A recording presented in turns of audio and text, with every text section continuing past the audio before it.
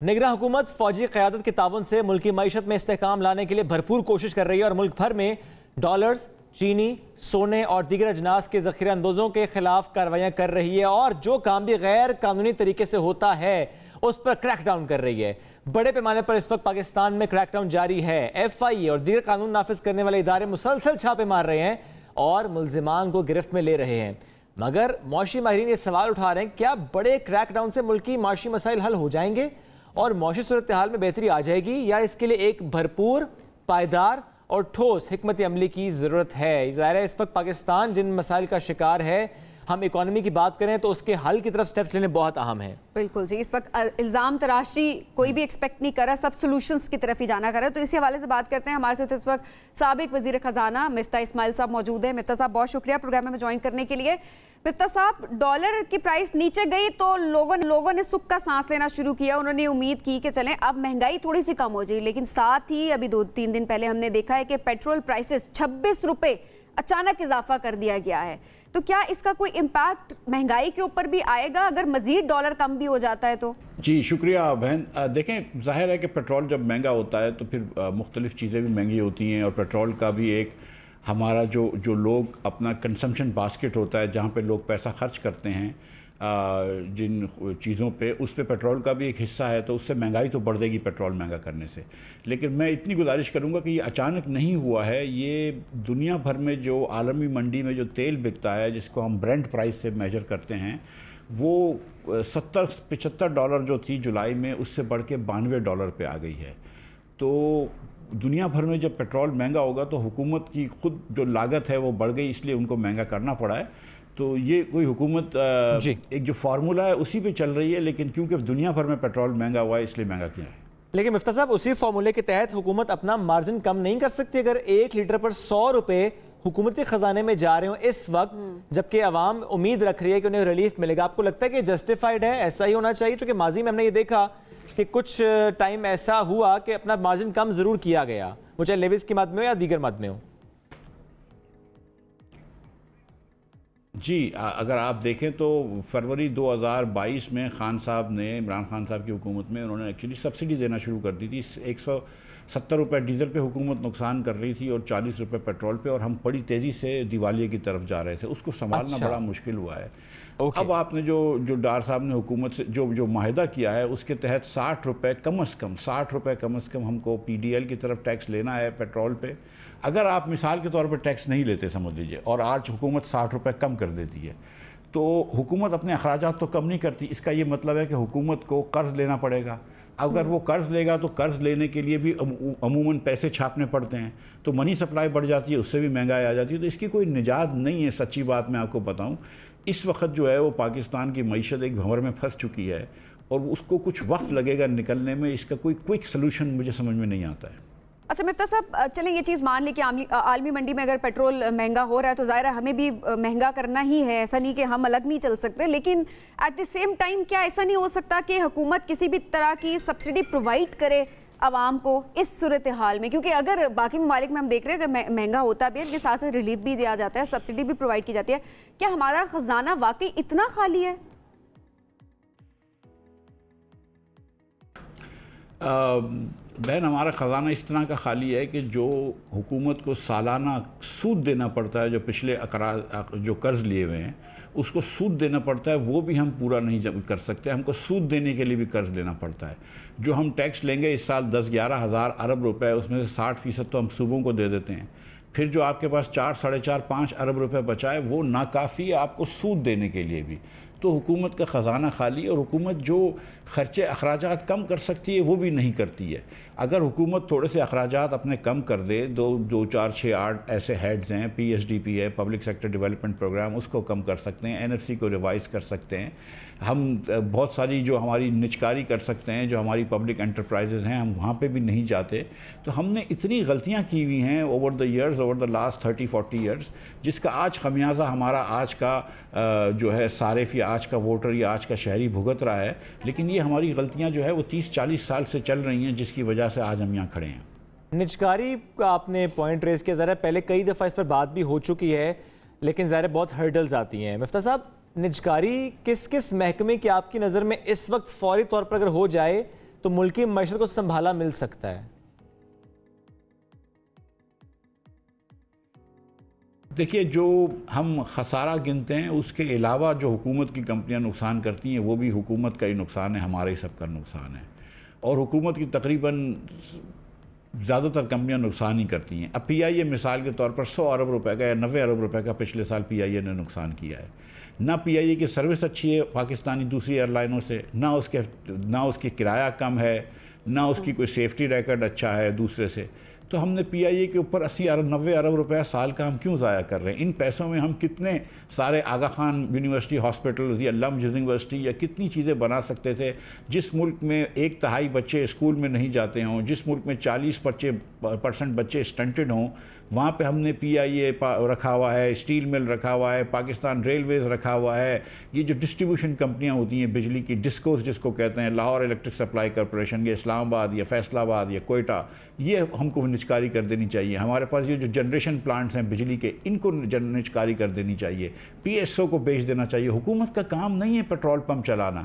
پاکستانی حکومت سے گزارش ہے کہ ہم سے پیٹرول پمپ تو نہیں چلتے، ہم سے پولیس اسٹیشن بھی صحیح نہیں چلتے، ہم سے عدالتیں بھی صحیح نہیں چلتی. تو حکومت کو اپنے کام پہ فوکس کرنا چاہیے. بھائی آپ پولیس والوں کی محکمے چلائیے، آپ عدالتیں چلائیے، آپ بیسک سروسز دیجئے. آپ یہ کام کرنا چھوڑ دیں جو آپ سے نہیں ہوتا ہے. کیا نجکاری سے ہم نے کوئی فائدہ اٹھایا ہے؟ میں چونکہ آپ نے ڈسکوز کی بات کی، آپ نے تقسیم کار کمپنیوں کا ذکر کیا، کے الیکٹرک پرائیویٹائز کرنے سے کیا فائدہ ہوا ہے؟ چونکہ اس پہ تو بہت تنقید ہوتی آئی ہے. بہت زیادہ تنقید کے الیکٹرک پہ ہوتی ہے اور بہت ساری اس میں حق بجانب بھی تنقید ہے. لیکن آپ اگر پھر بھی کے الیکٹرک کا حال دیکھ لیں تو اس کی ٹرانسمیشن اینڈ ڈسٹریبیوشن لاسز پچھلے 15-20 سال میں کم ہو گئی. اور اس میں نجکاری میں ہم نے کچھ غلطیاں بھی کی تھی، لیکن بہرحال پھر بھی ٹرانسمیشن اینڈ ڈسٹریبیوشن لاسز اس کا کم ہو گیا ہے. اس کا آپ کے بل کلیکشن بڑھ گئے. اور اگر کے الیکٹرک کی نجکاری نہیں ہوتی تو آج جو آپ کا سرکولر ڈیٹ ہے وہ 400 ارب روپے سے اور بڑھا ہوا ہوتا. وہ کم از کم ہمارے ذمہ نہیں ہے جو ہم 2400-2500 ارب روپے کا سرکولر ڈیٹ لے کے چل رہے ہیں. تو کے الیکٹرک سے ہم کو فائدہ ہوا ہے. لیکن یہ بات درست ہے آپ کی کہ اس کے اندر اور بہتری آ سکتی ہے، کیونکہ کے الیکٹرک بھی ایک مناپلی ہے اور اس مناپلی کو ہم کو صحیح طریقے سے ریگولیٹ کرنا ہے. اور اس ریگولیشن کے لیے جو آپ نیپرا کے اندر لگائیں گے لوگ، وہ آپ کے qualified economist and utility economist وہ ہونے چاہیے. یہ نہیں ہونے چاہیے کہ یہ میرا بھانجا ہے، یہ میرا سالہ ہے یا میرا پھوپھی کا بیٹا ہے اس لیے اس کو لگا دو. وہ بھی ہم کرتے ہیں، آپ کو پتہ ہے. اچھا مفتیٰ صاحب، اب اگر ذرا دوسری جانب بھی بات کریں، آپ کی جماعت نواز شریف صاحب کی واپسی، اب تو ڈیٹ بھی اناؤنس ہو چکی ہے، تو ان کا آنے سے کیا امپیکٹ ہوگا؟ کیونکہ نون لیگ اب یہ بات بھی کر رہی ہے کہ میاں صاحب آئیں گے تو چیزیں بہت بہتر ہو جائیں گی، اور دوبارہ سے میرا خیال، مجھے تو یہ لگتا ہے کہ سبز باغ دکھائے جا رہے ہیں عوام کو. کیا کوئی کسی اسٹریٹجی کے ساتھ آ رہے ہیں؟ کوئی پلاننگ ہے؟ کیا امپیکٹ آپ کو نظر آ رہا ہے؟ بہن، میں کچھ عرصے پہلے علل اعلان پارٹی کے تمام عہدوں سے ریزائن کر چکا ہوں. میرا پارٹی سے کوئی ایسا تعلق نہیں ہے، تو مجھے اس کے بارے میں کچھ نہیں پتا. کہ مجھے یہ خبر پڑی ہے کہ جناب نواز شریف صاحب تشریف لا رہے ہیں، لیکن اس کا کیا سیاسی امپیکٹ ہوگا یہ تو وقت ہی بتائے گا. مجھے اس کے بارے میں کوئی خاص چیزیں انفارمیشن نہیں ہے. اچھا، بھلے آپ اس پارٹی میں نہ صحیح، لیکن کیا یہ رائے دے سکتے ہیں کہ ایک پارٹی کے ایک شخص کے آنے سے کیا واقعی اتنا فرق پڑتا ہے جتنی باتیں کی جاتی ہیں؟ یہ مسلم لیگ میں ووٹ تو نواز شریف کا ہے، جیسے پیپلز پارٹی میں بھٹو صاحب کا ووٹ ہے، بلاول بھٹو صاحب کا ووٹ ہے، یا پی ٹی آئی کے اندر عمران خان صاحب کا ووٹ ہے، اور کسی کا ووٹ تو نہیں ہے. تو مسلم لیگ میں ووٹ جو ہے وہ تو نواز شریف کا ہی ہے. لیکن جب آپ آج کے دن، مجھے ایسا لگتا ہے، سچی بات یہ کہ دیکھیں، ہم نے یہ اس صدی کے اندر ہم نے ماشاءاللہ دیکھا ہے. ہم نے پی ٹی آئی کی حکومت دیکھی ہے، پیپلز پارٹی کی دیکھی ہے، مسلم لیگ کی دیکھی ہے، ہائیبرڈ دیکھی ہے، سب کچھ دیکھ لیا ہے. جو ہم نے چیز نہیں دیکھی وہ بہتری نہیں دیکھی پاکستان میں. پاکستان غریب ہوتا رہا ہے، دنیا کے ممالک سے پیچھے جاتا رہا ہے. یہاں پہ ہمارے یہاں میں افراط زر، یعنی مہنگائی بھی بہت زیادہ ہے. ہمارے یہاں غربت بھی بڑھ رہی ہے. ہمارے یہاں سٹنٹنگ کم نہیں ہو رہی ہے، مطلب الٹریسی بڑھ رہی ہے. تو پاکستان میں بہتری نہیں آئی ہے، لیکن حکومتیں بہت ساری آ چکی ہیں. تو اب پاکستان کا عوام جو ہے وہ آج مایوس ہے کہ یار ہمیں جس چیز کی ضرورت ہے، ایک انٹیگریٹی اور کمپیٹنس، دو چیزوں کی میں سمجھتا ہوں کہ ضرورت ہے، ایک ایمانداری کی اور ایک صلاحیت کی. مجھے نہیں لگتا کہ جو جملہ سیاسی جماعتیں ہیں ہماری، ان کا ریکارڈ دیکھا تو ایسا لگتا ہے کہ ان کے پاس یہ دونوں چیزیں ہوں، کسی بھی پارٹی کے پاس. تو پھر آپ کی نظر میں ایسا کوئی شخص ہے یا ایسی کوئی جماعت ہے جو کہ بہتر پرفارم کر سکتی ہے؟ کیونکہ ظاہر اس وقت آپ کسی جماعت کے ساتھ نہیں ہیں، اس لیے آپ ایک انڈیپینڈنٹ رائے دے سکتے ہیں. آپ نے اس طرح خود کہا کہ ماشاء اللہ بھی دیکھ لیا، تمام جماعتوں کو بھی دیکھ لیا، ہائبرڈ حکومت بھی دیکھ لی، اس وقت نگراں حکومت بھی دیکھ رہے ہیں اور طویل ہوتی ہوئی بھی دیکھ رہے ہیں. ایسے میں آپ کی نظر میں ملکی مسائل جب میں اکانومی کے پرسپیکٹو سے دیکھوں، کون کر سکتا ہے اور کیسے کر سکتا ہے؟ دیکھیے، میں اور شاہد عباسی صاحب، مصطفیٰ نواز کوکر بڑے عرصے سے یہ بات کر رہے ہیں کہ ہم ایک غلط سمت پہ جا رہے ہیں. اب اگر آپ سمت ہی غلط پہ جا رہے ہیں تو کوئی بھی آ جائے فرق نہیں پڑے گا، کیونکہ آپ کا راستہ غلط ہے. آپ دیکھیں نا کہ 20-30 سال میں ہم نے کوئی مسئلہ دنیا کا سلجھایا ہے. آج پاکستان میں پاپولیشن جو ہے وہ کانگو کے برابر بڑھ رہی ہے، 3%. اس کا مطلب ہے 90 لاکھ بچے پیدا ہو رہے ہیں. کیا 90 لاکھ بچوں کو ہم اسکول میں ڈال سکیں گے؟ کیا ہمارے پاس 2 لاکھ کلاس روم ایکسٹرا بنانے کی گنجائش ہے اگلے 3 سالوں میں جو 45 بچوں پہ کلاس روم ڈالیں؟ کیا ہمارے پاس 2 لاکھ مزید ٹیچرز کو ہائر کرنے کی گنجائش ہے؟ کیا 18 سال بعد ان 90 لاکھ بچوں کو ہم نوکری دے سکیں گے؟ ہم نے پاپولیشن کی منسٹری رکھی ہے، پاپولیشن کا مسئلہ سالو نہیں کیا. سرکولر ڈیٹ کا مسئلہ ہم نے سالو نہیں کیا. آؤٹ آف اسکول چلڈرن کا مسئلہ ہم نے سالو نہیں کیا. ایوریج بچہ پاکستان میں میتھ اور سائنس میں فیل ہوتا ہے، اس کا پرابلم ہم نے سالو نہیں کیا. لوکل گورنمنٹ کو ڈیولوشن ہم نہیں کر پائے. بجلی کے سرکولر ڈیٹ کا مسئلہ، وہ کے علاوہ ہم اس کی جو کیپیسٹی پیمنٹ ہے اس کا مسئلہ ہم نے سالو نہیں کیا. گیس کی سپلائی کم ہے، گیس ایک بوند گیس نہیں ہم نے ڈالی سسٹم کے اندر، اس کا مسئلہ ہم نے سالو نہیں کیا. تو کون سا مسئلہ اس حکومت نے سالو نہیں کیا؟ اس لیے ہم یہ سمجھتے ہیں کہ پاکستان کے جو پاورفل انسٹیٹیوشنز ہیں، جس میں فوج شامل ہے، جوڈیشری شامل ہے، سیاستدان شامل ہیں، ان کو آپس میں بیٹھ کے پہلے راہ تعین کرنی چاہیے کہ یار جس راہ پہ ہم چل رہے ہیں کیا یہ صحیح راہ ہے کہ ہم کو پاکستان کو، کیا ہم پاکستان کے اندر اگر 90% پاکستانیوں کو ہم نے ادر کیا ہوا ہے، ادر سے مراد یہ کہ ہم نے ان کو اچھوت تقریباً کر رکھا ہے جس کو کوئی چانس نہیں ہے. یہ پاکستان جو ہے وہ 1% اشرافیہ اور باقی 10% مڈل کلاس کا پاکستان ہے. باقی 90% لوگ جو ہیں غریب، ان کو تو کوئی چانس ہی نہیں ہے. ان کا نہ ہنر کو، نہ ان کے ٹیلنٹس کو کوئی ہم استعمال ہی نہیں کرتے. سو دیٹ جو آج نوبیل پرائز جیتنا چاہیے کیمسٹری میں، وہ کسی گھر میں ماسی کا کام کر رہی ہے بچی، اس کو آپ نے تعلیم ہی نہیں دی. تو اس طرح تو ملک نہیں چلتے نا. ہم نے جس طرح ملک چلایا اس طرح تو ملک نہیں چلتے. تو اب ہم کو بیٹھ کے ذرا سی راہ کی تعین کرنی چاہیے. اور میں یہ سمجھتا ہوں کہ سچی بات ہے کہ ہمارے سیاستدان یہ بات نہیں سمجھتے. ان کے لیے ان کے مسائل زیادہ ضروری ہوتے ہیں کہ وہ بیٹھ کے اپنے مسئلے حل کر لیں. لیکن عوام کا جو بیسک مسئلہ ہے، جو ان کو سمجھ ہی نہیں آئی ہے کہ یار غلط راہ پہ چل رہے ہیں. لوگ آ کے کہیں کہ میں 90 دن میں کرپشن کر دوں گا اور ختم، اور 70 دن میں یہ کر دوں گا اور 60 دن میں وہ کر دوں گا. ہم نے دیکھا ایسی کوئی چیز نہیں ہوتی، کیونکہ راہ ہی غلط ہے. تو آپ کو پہلے راہ کا تعین کرنا چاہیے. اور ایک نہیں، سیاستدان صرف نہیں کافی، ادارے سارے بیٹھیں، افواج بیٹھے، جوڈیشری بیٹھے، بیوروکریسی بیٹھے، علماء کرام بیٹھیں، بزنس مین بیٹھیں اور بولیں کہ یار یہ کس طرف لے کے جا رہے ہو پاکستان. مفتاح صاحب، یہ تو خواہش ہے جو کہ ہر پاکستانی کرتا رہ گیا کہ سب مل کے بیٹھیں ایک ٹیبل پر مسائل کا حل نکالیں. اب آپ کو ہوتا دیکھ رہے ہیں، آپ یہ ہوتا دیکھ رہے ہیں کہ ایک ٹیبل پہ سب بیٹھ سکتے ہیں ابھی بھی اتنے اختلافات کے بعد بھی؟ میری بہن، اس کے علاوہ چارہ کیا ہے؟ مجھے بتائیے نا کہ کیا چارہ ہے. اگر آج بنگلہ دیش ہم سے آگے نکل گیا، ہندوستان آپ میں نکل گیا، تو وہ انڈینز میں کوئی سرخاب کے پر تو نہیں لگے ہوئے یار. ہم کسی سے کمتر تو نہیں ہیں. آپ ہمارے بچے کو سیلانی ویلفیئر ٹرسٹ کا ڈپلومہ 3 مہینے کا دیں، اور انڈین بچے کو اگر ہم 4 سال انڈین انسٹیٹیوٹس آف ٹیکنالوجی کے اندر جا کے بھیجیں اور اس کی وہ تعلیم دیں، تو وہ بچہ ہمارے بچے سے تو آگے نکل جائے گا. تو ہمارے بچے کے ساتھ تو ہم نے ظلم کری ہے. جب آپ کا 40% بچہ اسٹنٹڈ ہو اور 17% بچہ ویسٹڈ ہو، اور اسٹنٹڈ کی ایک بڑی وجہ اس لیے ہو کہ آپ کی 42% بہنیں جو ہماری ہیں زچگی کی عمر کی، ان کے اندر آئرن ڈیفیشنسی ہو، اور صرف ایک 16 روپے کے انجیکشن سے وہ ٹھیک ہو جاتی ہو. تو اگر ایک 16 روپے کے انجیکشن سے وہ چیز ٹھیک ہو جاتی ہے تو یہ شرم کی بات نہیں ہے میرے لیے اور ہم سب کے لیے. جتنے لوگ حکومت میں رہ چکے ہیں، جتنے لوگ سیاست میں ہیں، دوسرے جگہوں پہ ہیں، کہ یہ ہم لوگوں کے لیے شرم کی بات نہیں ہے کہ ہم یہ کیا کر رہے ہیں پاکستان کے ساتھ. اور اگر آج بھی کراچی کے اندر، لاہور کے اندر بہت جگہوں پہ بجلی کا مسئلہ ہے، پانی کا مسئلہ ہے، یہ کیسی، مطلب یہ تو بیسک بنیادی مسئلے ہیں. تو دنیا 200 سال پہلے سولو کر چکی ہے. بالکل دنیا آگے بڑھ چکی ہے، لیکن ہم آج بھی وہیں پر کھڑے ہیں کہ کراچی کی بات ہو تو ہم اسٹریٹ کرائم کا ذکر کرتے ہیں، ہم وہاں بات پانی کے مسئلے کی کرتے ہیں، اور اسی طرح باقی شہروں کے اپنے مسائل. مفتاح صاحب، یعنی ری امیجن پاکستان جو آپ کا انیشیٹو تھا، آپ تھے، کھوکر صاحب تھے، اس کے ساتھ شاہدہ خان عباسی صاحب تھے، اور جس طرح سے آپ لوگوں نے سیمینارز ارینج کرائے، ایک امید پیدا ہوئی تھی. بھلے اس میں کئی دفعہ یہ سوال بھی ہوتا رہا کہ کیا ایک نئی سیاسی جماعت بنا رہے ہیں آپ لوگ، اور آپ نے کہا ایسا کچھ نہیں ہے. کسی بھی سیاسی جماعت سے کوئی بھی آ جائے آپ ویلکم کرتے، جو کہ بات پاکستان کی ہونی چاہیے، سمت درست کرنے کی ہونی چاہیے. بات آپ بھی کر رہے ہیں آج دوبارہ. چند روز پہلے شاہدہ خان عباسی صاحب نے بھی ایگزیکٹلی یہ بات کی کہ اگر ایک ٹیبل پر آرمی چیف جسٹس डिफरेंट सियासी जमातों के लीडर्स बैठ जाएं तो मसला होगा। आपने उसमें आज बल्कि कहूँगा एक स्टेप और लिया, आपने कहा कि बिजनेसमैन भी उसमें बैठ जाएं, तमाम स्टेक होल्डर्स बैठ जाएं। पहला स्टेप कौन ले सकता है? अब ज़ाहिर है किसी ने तो स्टेप लेना है पहला कि बैठें सबको, बिठाया जाए सबको।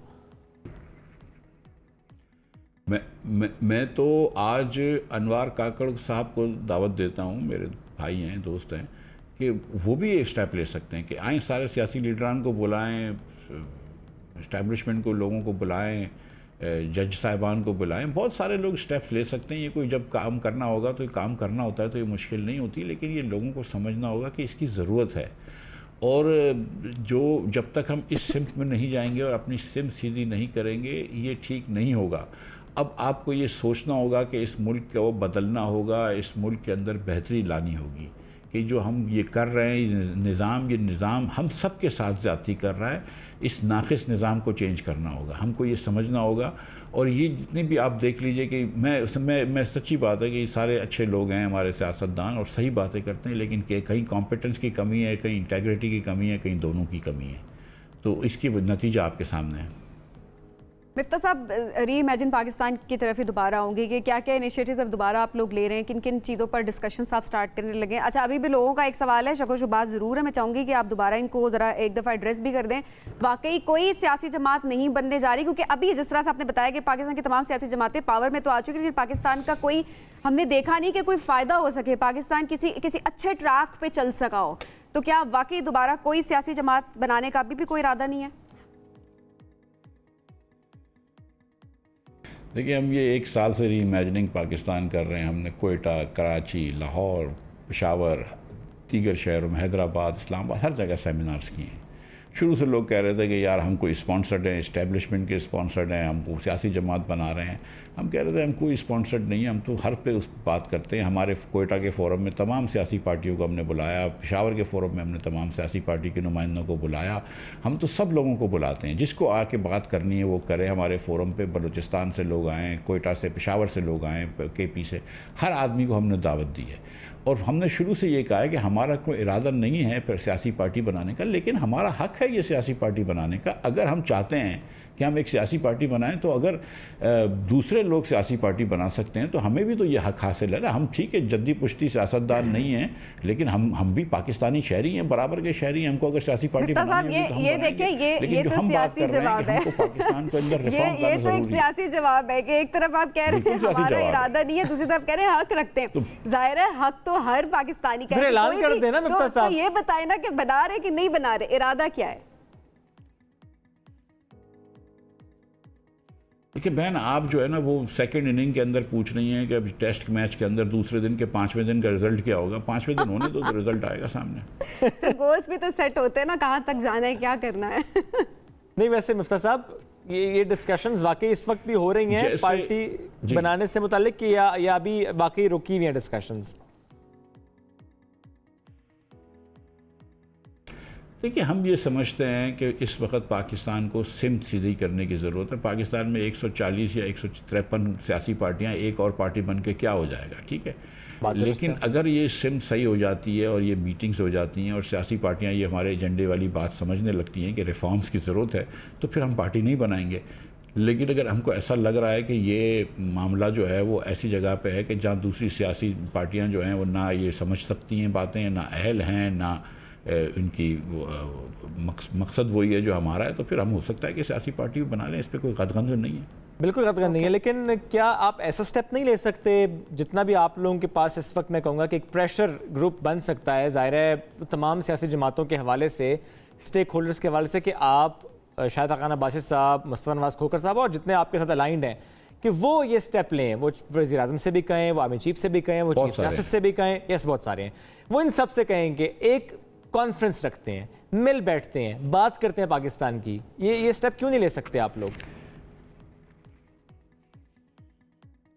भाई, जो मैं आपके सामने आज हाजिर हुआ हूँ यही बात करते हैं ना, हर सेमिनार में हम यही बात करते हैं ना, और हम प्रेशर ग्रुप हैं। ہم ری امیجننگ پاکستان کو، جس کا ایجنڈا ریفارم پاکستان ہے، اس کو سیریس لیا جاتا ہے، لوگ اس کو بات سمجھتے ہیں، یہی ایک حل ہے۔ مطلب سارے لوگ ہر شعبہ جات زندگی سے تعلق رکھنے والے لوگ ہمارے ساتھ بھی ہیں، ہماری مدد کرنا چاہتے ہیں۔ کتنے اکاؤنٹنٹس، کتنے لائرز، کتنے انجینئرز وہ کہتے ہیں کہ ہم آپ کی مدد کرنا چاہتے ہیں، ہمیں چیزیں لکھ کے دیتے ہیں۔ تو اور دوسرے جو مقتدر ادارے حلقے ہیں، جو مقتدر ادارے ہیں، وہ بھی ہم سے بات کرتے ہیں۔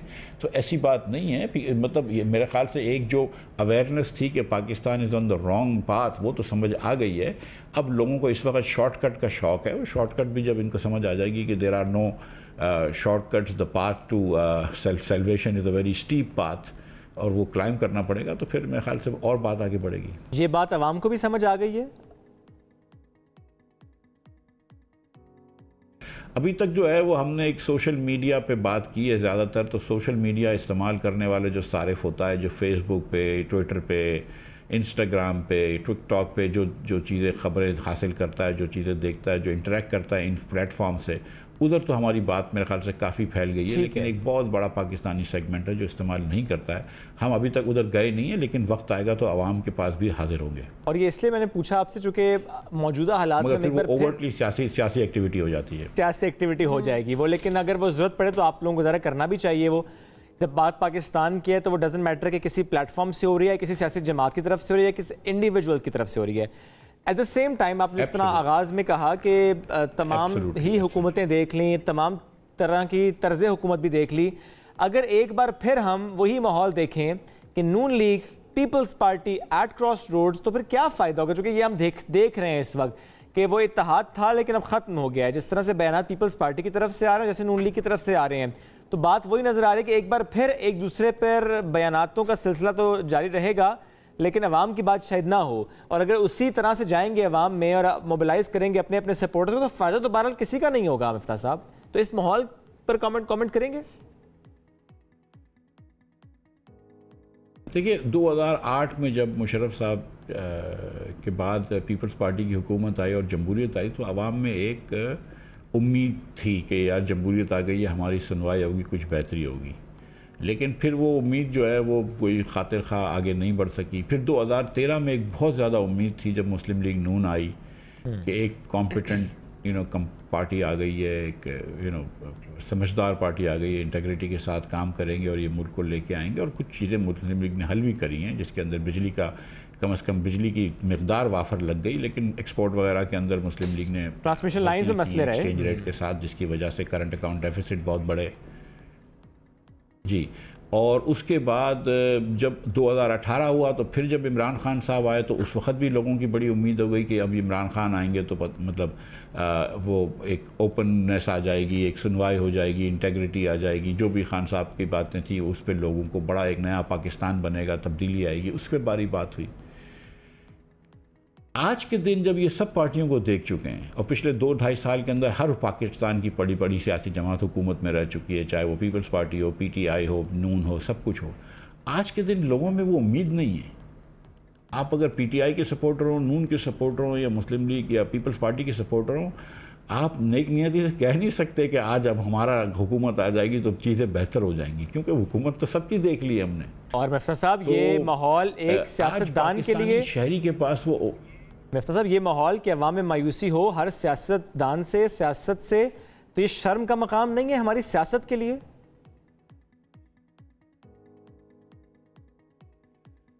یہ دیکھیں اس کے اندر اب شرم تھوڑا سا میرے خیال سے بہت زیادہ ہے، مشکل ہارڈ ہو جائے گا، لیکن یہ ایک لمحہ فکریہ ہمارے لیے ہے، اور نہیں لمحہ فکریہ ہے، ٹھیک ہے، میں یہ بات سمجھتا ہوں کہ ہمارے سیاستدانوں نے ہمارے ملک کے لیے وہ کام نہیں کیے عوام کے لیے جو کرنے چاہیے تھے، اور وہ زیادہ تر اپنے مسائل میں الجھے رہتے ہیں۔ آج بھی آپ بیان پڑھیں کسی بھی پارٹی کا، لیڈران کا، تو ان کے اپنے مسائل کے بارے میں بیانات ہوتے ہیں، کون کدھر آ رہا ہے، کون جیل میں ہے، کون یہ ہے، کون وہ ہے، سسٹم کو کیا ہوا وغیرہ، ان کے لوگوں کے مسائل کے بارے میں بات نہیں ہوتی ہے۔ کتنے سیاستدانوں نے آ کے کہا ہے کہ 40% بچہ اسٹنٹڈ ہے، کتنے سیاستدانوں نے آ کے کہا ہے کہ 2 میں سے 3 میں سے ایک بچہ جو ہے وہ اسکول میں نہیں ہے. وہ چیزیں ان کے لیے اہمیت نہیں رکھتی جو کہ اتنی اپنی جو سیاست ان کے لیے اہمیت رکھتی ہے. یہ بات درست ہے, لیکن ساتھ ساتھ یہ بھی دیکھیں کہ ہمارے سیاستدانوں کو کبھی پورا روم ملا بھی نہیں ہے کام کرنے کا, کیونکہ ہمارے جوڈیشری اور عسکری قوتیں دونوں جو ادارے ہیں وہ بہت زیادہ ان کا سیاست میں انگریس ہے اور انٹرفیرنس ہے. تو سیاستدان کو ہمیشہ اپنے کندھے کے پیچھے دیکھنا پڑتا ہے کہ یار فوج کیا سوچ رہی ہے, عدالت کیا سوچ رہی ہے. تو وہ بھی ایک سیاستدان کو روم بھی ہم نے کم دیا ہے. تو اگر لمحہ فکریہ صرف سیاستدانوں کے لیے نہیں ہے, میرے خیال سے تمام اداروں کے لیے بھی ہے. بالکل. اچھا مفتاح صاحب, ایک چیز اور یہ بھی آپ سے پوچھنا چاہوں گی, اس وقت جو نگراں حکومت سٹیپس لے رہی ہے اس حوالے سے کیا کہیں گے؟ جس طرح سے اسمگلنگ کو روکا جا رہا ہے, جس طرح سے ہم نے دیکھا کہ اب تو گولڈ کا بھی کریک ڈاؤن شروع کر دیا اور اس سے پہلے بجلی کا, تو یہ سٹیپس آپ ان کو کس طرح دیکھ رہے ہیں؟ دیکھیں, تیل ایران سے جو آتا ہے اسمگل ہو کے, ڈیزل, اگر وہ روک دیں تو بہت اچھی بات ہے, اور اس سے جو ہے وہ ہمارا حوالہ ہنڈی کی ڈیمانڈ کم ہو جائے گی. یہ جو اس کے اندر ہماری جو ڈیمانڈ ہے وہ انٹر بینک میں شفٹ ہو جائے گی. اس کو میں بہت پازیٹیولی دیکھتا ہوں. اگر افغان ٹرانزٹ ریٹ سے کے اندر اسمگلنگ ہو رہی ہے, افغانستان سے ایلیگلی گڈز آ رہے ہیں, اس کو روک دیں تو اس سے بھی ہمارے ڈالرز کی بھی ڈیمانڈ کم ہو جائے گی, اور وہ بھی اچھا اسٹیپ ہے. جو گولڈ کی مارکیٹ کے اوپر ریڈ کرنا یا حوالہ ہنڈی بند کرنا, اس کو فردر بیک گراؤنڈ بھیجنا, وہ ٹیمپرری حکومت کو فائدہ ہوتا ہے, لیکن لانگ ٹرم جو ہے وہ چیزیں واپس آ جاتی ہیں. Market always wins. نہیں, اس وقت جو سٹیپس لیے جا رہے ہیں اس سے ڈالر آپ کو لگتا ہے واپس جائے گا پھر اوپر؟ دیکھیں, اگر ایران کی اسمگلنگ رک جاتی ہے تو پھر نہیں جائے گا. اگر ایران کی اسمگلنگ نہیں رکتی ہے, اور اگر مطلب افغانستان سے اسمگلنگ نہیں رکتی ہے, اور تو ایونچولی جو ہے نا وہ ڈالر کے اوپر, روپے کے اوپر پریشر آ جائے گا. لیکن اگر آپ نے یہ اسمگلنگ روک دیتے ہیں تو پھر فائدہ ہوگا. میرا مقصد کہنے کا یہ ہے کہ آپ ایکچولی اسٹیپس لیں اور اسمگلنگ رکوائیں, نہ کہ آپ ادھر کرنسی ٹریڈرز کے اوپر ریٹ کریں. ٹھیک ہے. ویسے ڈالر کا آپ کی نظر میں اس وقت, یعنی اگر ہم تمام سٹیٹس دیکھیں, ایکچوئل پرائس ہے کیا آپ بھی سمجھتے ہیں وہی 250-260 ہے, لیکن ذرا تجاوز کی ہوئی ہے اس سے آرٹیفیشلی؟ میں نے اکنامکس میں پی ایچ ڈی کری ہوئی, اور میں یہ بات سمجھتا ہوں کہ مجھے نہیں پتا کہ ڈالر کا ریٹ کیا ہے. ڈالر کا ریٹ جو ہے وہ مارکیٹ کی سپلائی اور ڈیمانڈ سے جو ریٹ بنتا ہے وہی بنتا ہے. اس میں بہت سارے عوامل شامل ہوتے ہیں. اس میں پاکستان کا ڈیفالٹ رسک بھی شامل ہوتا ہے, اس کے اندر پاکستان کے اندر انفلیشن شامل ہوتا ہے, اس کے اندر بہت سارے عوامل شامل ہوتے ہیں. بیچ میں بڑی ہورڈنگ بن گئی تھی, ایک ایکسپیکٹیشن ہو گئی تھی کہ روپیہ ٹوٹ جائے گا, روپیہ ٹوٹ جائے گا, تو سارے لوگ جو تھے وہ روپیہ بیچ رہے تھے اور ڈالر خرید رہے تھے. اب حکومت نے جو اقدام اٹھائے اس سے وہ ایکسپیکٹیشن ٹوٹی ہے. آج آپ کو یہ نہیں لگ رہا کہ کل روپیہ گر جائے گا, تو پھر آج آپ روپیہ نہیں بیچیں گے. So that's a very positive thing کہ وہ ایکسپیکٹیشن توڑ دی ہے, لیکن there is no substitute for real hard work. اچھا مفتاح صاحب, اب ظاہر عوام آپ سے یہ بھی جاننا ضرور چاہتی ہے کہ اس وقت ظاہر مشکل وقت ہے, ہم دیکھ رہے ہیں غریب عوام کے لیے, تو میں کہوں گی ہر کلاس اس سے متاثر ہو رہی ہے. ملکی معیشت ہمارے سامنے ہے. کب تک آپ کو لگتا ہے کہ معیشت سنبھل سکتی ہے, مہنگائی کم ہو سکتی ہے؟ یہ مشکل وقت کب تک ہوگا؟ آپ کوئی ظاہر آپ مجھے پتہ ڈیڈ لائن تو نہیں دے سکتے, بٹ کچھ منتھس یا کچھ سال آپ کی پریڈکشن کیا کہتی ہے, آپ کا ایکسپیرینس کیا کہتا ہے؟ دیکھیے بہن, مہنگائی اس لیے بڑھ رہی ہے یہاں پہ بہت سارے عوامل ہیں, لیکن ایک جو بڑا جو اس میں فیکٹر ہے وہ یہ ہے کہ حکومت پیسے بہت چھاپ رہی ہے, یا اسٹیٹ بینک پیسے بہت چھاپ رہی ہے بینکوں کو او ایم او کر کے. وہ پیسے اس لیے چھاپ رہی ہے کہ حکومت کا خسارہ بہت زیادہ ہے. اگر آپ نے پرمننٹلی مہنگائی کم کرنی ہے تو حکومت کا خسارہ کم کریں. اس کے لیے یا تو ٹیکس زیادہ جمع کریں, محصولات جمع کریں, یا آپ خرچہ کم کریں. آپ وہ کرنے کے لیے تیار نہیں ہیں. آپ حکومت اپنا خرچہ کم کرنے کے لیے تیار نہیں, تو پیسے چھاپنے پڑ رہے ہیں. پیسے چھاپنے پڑ رہے ہیں تو مہنگائی ہوگی.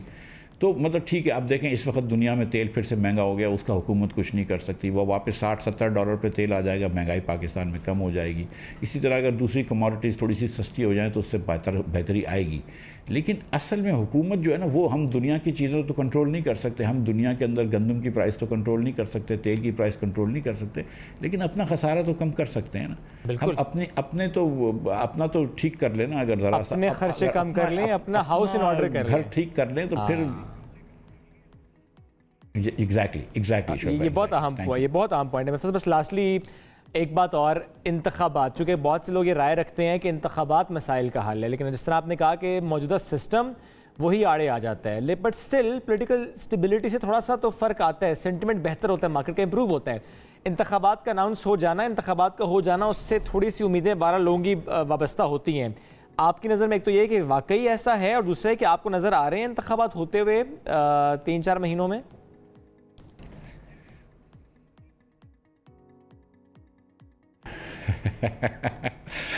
مجھے یہ نہیں پتا کہ انتخابات کب ہوں گے, لیکن اگر اب میرا اندازہ ہے کہ نومبر میں تو نہیں ہوں گے, میرا خیال ہے فروری میں انتخابات ہوں گے. اور اگر انتخابات ہو جائیں اور اس سے پہلے تھوڑی سی ایک راہ کا تعین ہو جائے تو بہت اچھی بات ہے. ٹھیک ہے مفتی صاحب, بہت شکریہ. You always very positive. Pakistan بات کر رہے ہیں اور یہ بڑی اچھی بات ہے کہ ری امیجننگ پاکستان, وہ جس نے بھی پلیٹ فارم انیشیٹ کیا, میں یہ مخاطب کر کے کہوں گا سب کو جو ہمیں سن رہے ہیں کہ بات پاکستان کی ہونی چاہیے. یہ مت دیکھیں کہ اچھا کون یہ بات کر رہا ہے, اس کا تعلق کس جماعت سے رہا ہے یا ہے, بات سننی چاہیے کہ بات کیا ہو رہی ہے. مفتی صاحب once again thank you very much, ساتھ موجود تھے